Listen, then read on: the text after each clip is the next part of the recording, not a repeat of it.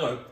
If you're looking to do your own backsplash and maybe you've just finished your kitchen or maybe you just want to do a backsplash or you've just got new countertops and you've gotten some prices and you're a little bit shocked at how much it's going to cost to have a backsplash done and you're considering doing it yourself, let me show you a few things that can really help you have a professional outcome in your backsplash.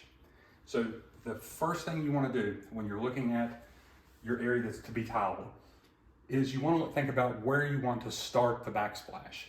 So I always like to think about where is my eye drawn to in this kitchen. Typically you're looking at, this would be an inside corner. Every situation could be a little bit different though. If this was a straight wall, then you may want to consider focusing on the range area. One thing to note is that most backsplashes should be 18-inch in height, but do not bank on that, okay? Always consider that there may be differences. If you measure in this corner, we're at 18 inches, almost exactly. Over here on the right side, we're a little bit under. We're around 17 3/4, 17 5/8. But the trick to it is you don't want to have a sliver. You don't want to end up with anything less than 1 inch in the top row of your tile. So what I like to do is I get a measurement. So I know in here, from the countertop to the bottom lip of the cabinet, we are 18 1/16 of an inch. So we're using a 2.5 by 8 inch subway tile. And you always want to remember that a lot of tiles do not go by the nominal numbers. They're a little bit less than what they usually say. This one is actually true to size and measures 2.5 by, well, it is a little less than 8, 7 7/8, but it's 2.5 inches tall. So what I like to do is lay out my tile on a nice flat surface and start measuring. So we are exactly 18 1/8 when we lay out 7 tiles high with our spacers that we're going to use. On this project, we're going to be using a 1/16 inch spacer. Some subway tile is designed to be stacked right on top of one another, but these actually fit a little bit too tight, so we need to add a little bit of a spacing in these. Most people nowadays want as small of a grout joint as possible, and for math's sake, this works perfectly. So what do you do when you are going to have a 1 inch sliver or less at the top? I like to take the bottom row of tile and cut those tiles in half. And that's how, so my bottom row would be a half tile. And then you're gonna have something much nicer size around the top. You're gonna have, closer to a half tile, a little over half of a tile. And another point to bring up talking about that is make sure you have enough excess. I like to measure just to pretend that I have a 2 foot tall backsplash when I measure for materials. At 18 inches, you could measure the length of the countertop or the area that's going to be tiled, multiply by 1.5, and that would get you exactly your square footage. A quick rule of thumb is rather than multiply by 1.5, multiply by 2, and that gives you plenty of waste. I've never ran out using or multiplying by 2. So we're going to use that corner as our starting point. So let's cut some tiles and we'll get the first row in. But first we're going to protect the countertops. Okay, so we've got our countertops covered. We've got our half pieces cut. We've got our tile laid out here, and I almost forgot this step. When dealing with subway tile is ceramic, almost always. It's very, very dry.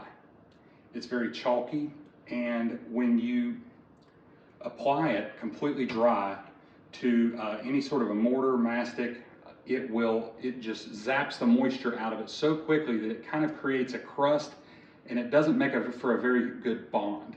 So what I like to do, and a lot of other professionals do, is we will take our subway tile and we will soak them in water before we apply them to the wall.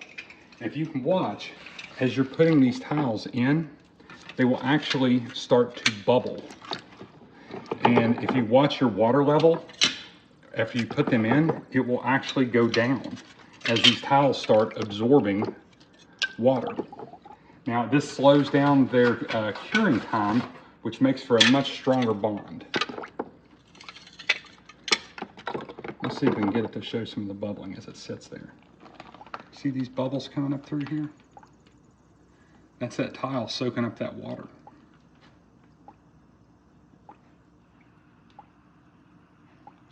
Okay, so while that's absorbing some water, let's talk about what we're going to install with. So this is just the general term mastic. This is not mortar. This is nothing fancy. This is just a basic Home Depot mastic. Nothing special about it. I'm using a 1/4 inch square notch trowel, cheap as you can get from Home Depot. Just this, I'm doing this with basic stuff that every homeowner would get from their local big box store. So, and I don't like to use my good trowels doing this because this stuff's pretty nasty once it gets dried up. But do not even consider using this type of product on anything other than a backsplash, possibly a little fireplace work, possibly something decorative. This does not go on your floor. This does not go in your shower. I don't care what anybody says. Do not put this in anywhere that can be wet or anything that's going to be walked on a lot. This stuff is a glue. It is not a masonry product. So using the right product for where it's supposed to be used is critical. Now, the pros to using this, you don't have to mix anything up. It comes in a big bucket and it's very, very sticky. So your tiles, for the most part, will stay pretty much exactly where you put them without any sort of outside support. So it's a great product when you're using it where you're supposed to.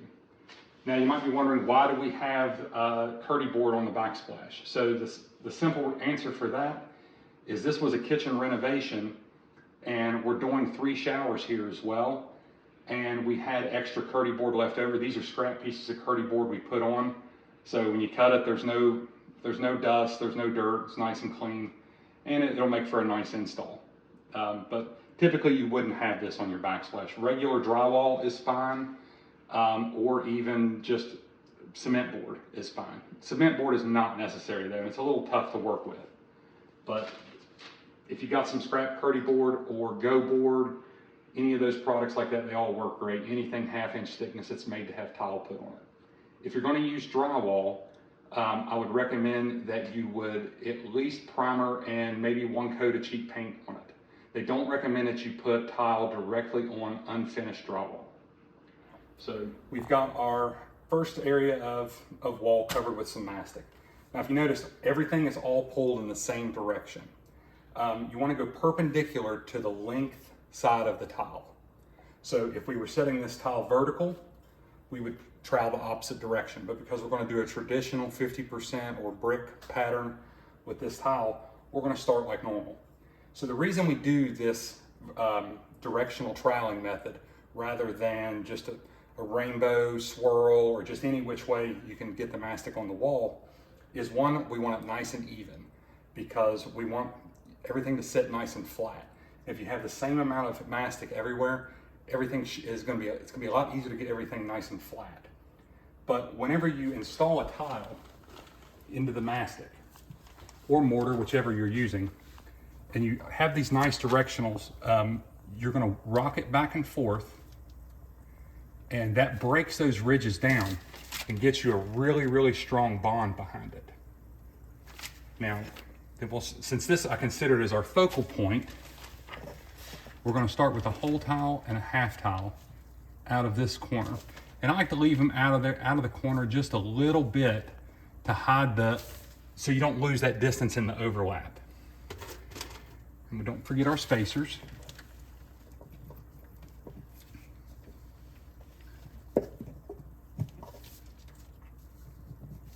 And you always want to keep a wet rag or a sponge with you to keep the tile as clean as possible. Because when this mastic dries, it is rough to get out. Now, as you're working along,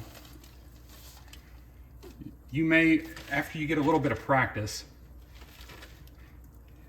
you can put your spacer in the horizontals, but after a while, after you get a little more comfortable, you may not need it. You can eyeball that.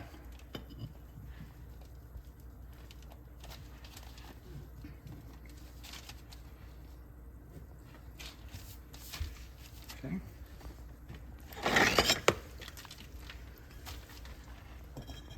And this really goes fairly quickly once you get the hang of it. And this stuff, you've got plenty of work time with it. I wouldn't spread out too large of an area, but you can spread out 3-4 feet at a time. You may want to account for if you're going to have to cut the top row. You may want to not go all the way to the top with it just because you have to allow for a little time. But you've got 30-40 minutes to work with this.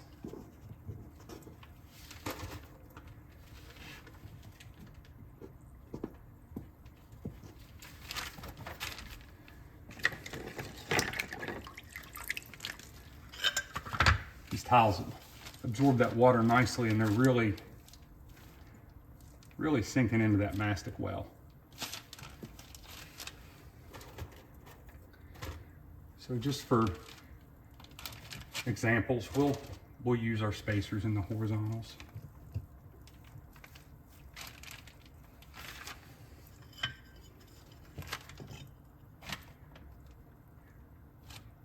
You always want to allow yourself at least 2 days to do one of these. You're going to need 1 day to install it and then come back the next day and grout it. Don't try and rush it and grout it the same day. Just allow yourself the right amount of time to do the job right.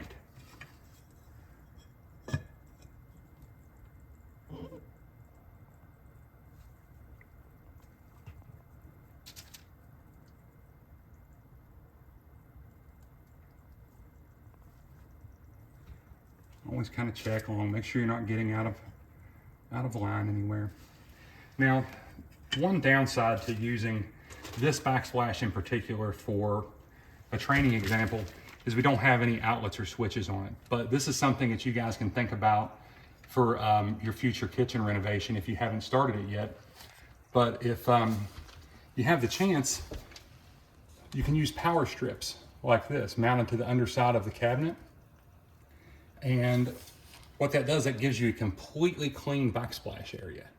So there will be no switches, no outlets in this anywhere.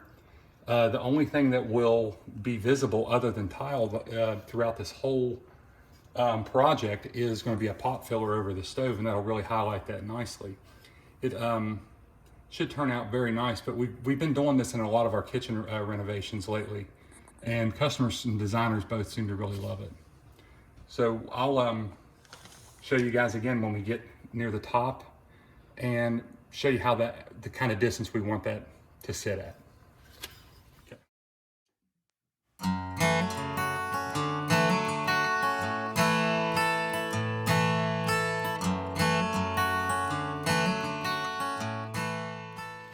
We've got a little bit installed now. We've got a couple square feet in, and we're up near the top. And this just shows right here, this is best case scenario.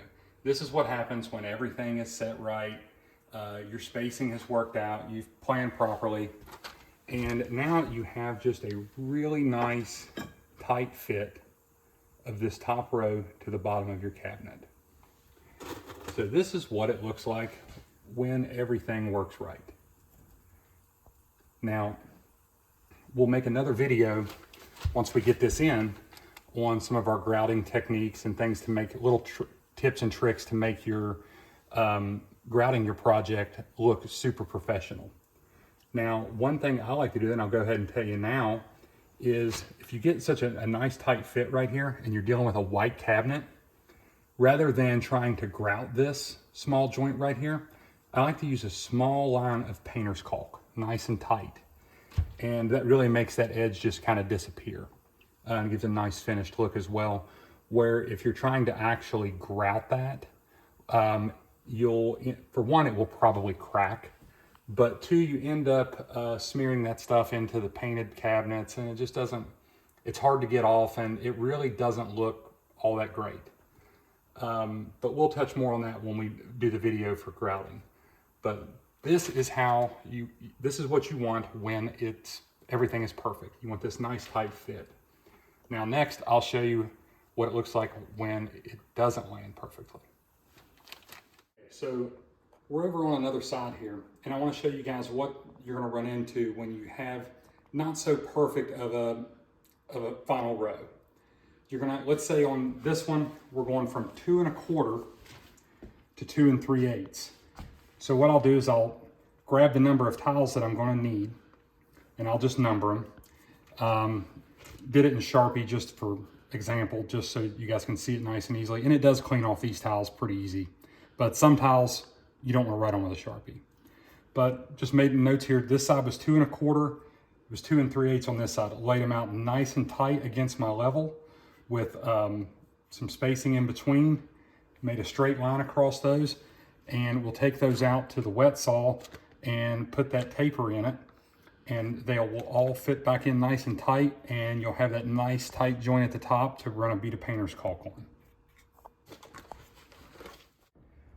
So we're at the point in our install now where we're over to the range. And one thing you'll run into with cabinets, not necessarily all of them, but a lot of cabinets have a decorative piece around the bottom of them known as a light rail. And this same technique can apply if you're going to the ceiling and you run into crown molding, things like that. So you get to this point, you're going to have an elaborate cut you're going to need to make in your tile. Well, you may not have everything you need with you to do something like that. You may not know how. I'm going to show you a little trick. So you want to take a piece of basically thin cardboard to mimic the thickness of the mastic. And you're going to take your tile and you're going to press it in against it and scribe a line across this.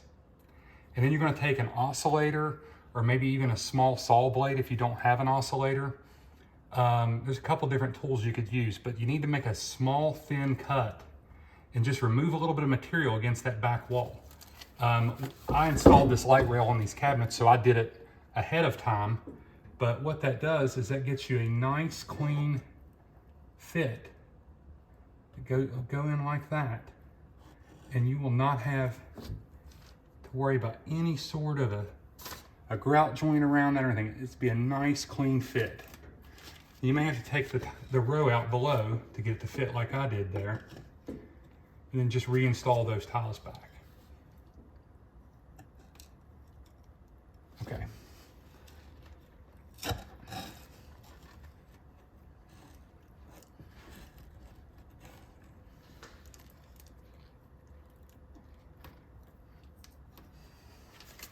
So we're at the point in our install now where we've gotten over to our pot filler behind the stove. And I'm going to show you guys just a quick and easy, kind of applies to a lot of things when you're doing tile, just a quick method for finding where to cut something for an outlet, where to cut something for a water line to come through, fixtures, anything like that. So you set your tile where it's supposed to be. These little test plugs are nice for centering up one line here at the center. Come over here to the side, line it up where it would be there. Mark center. Then we take our speed square.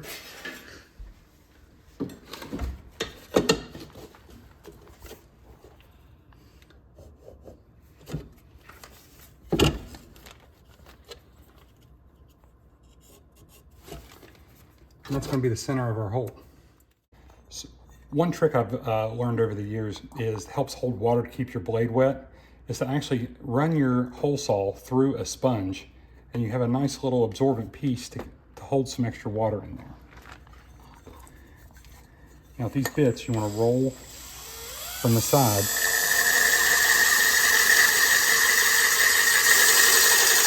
So you start getting a groove cut in it. Slowly start laying it out flat.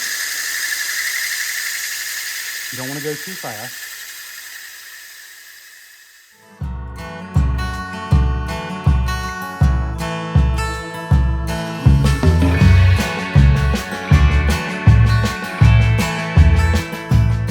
Okay, so one thing we didn't get to show you guys on this project was how to go around an outlet. And I grabbed a box and an outlet just to, for example, to give you guys an idea of what we need to do on these.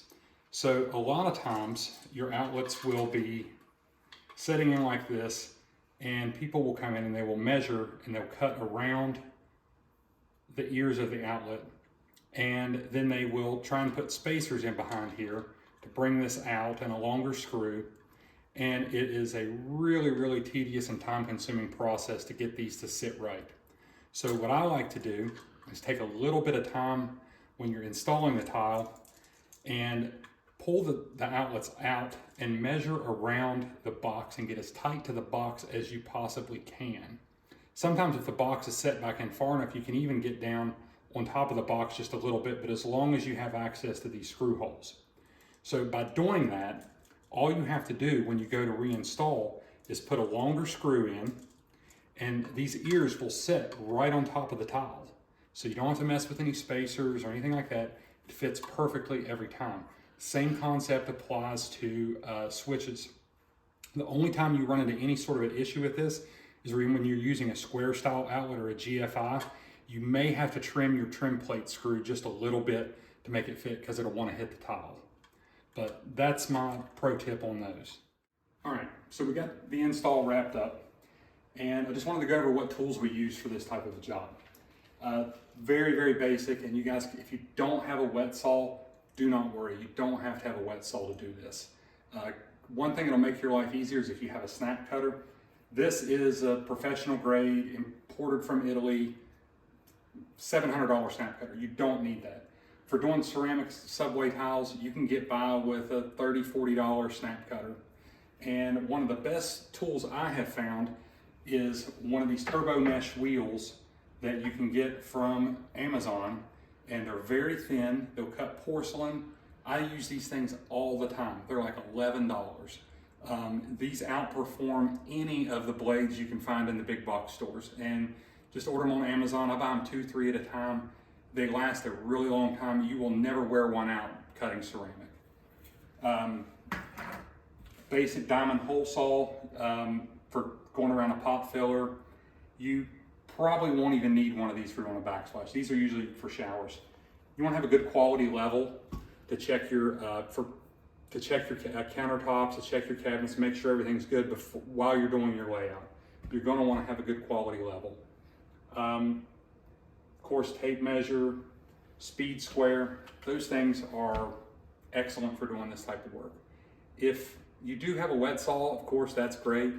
We use wet saws for doing tapers, but one of these little turbo mesh blades will do everything you need to do. Just make sure that you wear safety glasses and a dust mask when you're running that stuff. So, hope you guys learned a little bit of something. I enjoyed making it, and look up our next video on how to do grouting.